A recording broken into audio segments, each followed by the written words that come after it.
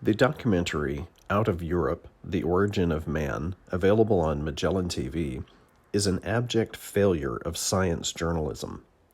On the surface, it's an hour-long insult to the intelligence of the audience, an extraordinary claim, stated emphatically and unambiguously as fact, about human evolutionary origins, that is in no way supported by any commentary from the video's subject matter experts. Beneath this surface lies a research paper which, although it does make some rather provocative suggestions that beg for clarification, doesn't go nearly as far as the claims made in the video, but it is never discussed. The paper is never quoted. The experts are never challenged to explain themselves. The creators of this documentary clearly have zero respect for either the audience or their craft. Out of Europe begins with the question, was Europe, as opposed to Africa, the actual cradle of humanity? Although it's a rather vague question, the video does eventually clarify it with a very specific answer, that certain fossils found in Europe and analyzed by Dr. Madeline Bohm of the University of Tübingen represent the very species that established humans as a separate lineage from our common ancestor with chimpanzees. Or, as the filmmakers put it, Gracopithecus, an extinct ape represented by fossil teeth found in Greece and Belgium, established humankind in Europe. But Dr. Bohm never says anything like that in the video, nor does Dr. Carol Ward, nor Professor David Beacon, nor anyone else other than the narrator.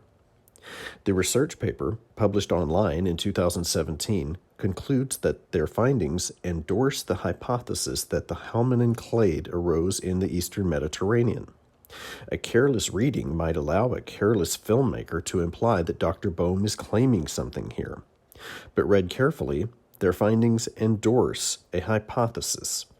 Further, the hypothesis they're referring to is the one made in a companion paper, also published online in 2017, which is much softer, far less confident, saying, it seems likely that the Eastern Mediterranean needs to be considered as just as likely a place of hominin origins as tropical Africa. I could easily interpret these statements as exaggerations and innuendo intended to get attention, quite possibly with the purpose of getting more funding for further research. But I don't know any scientists. I don't know if they would actually operate like this.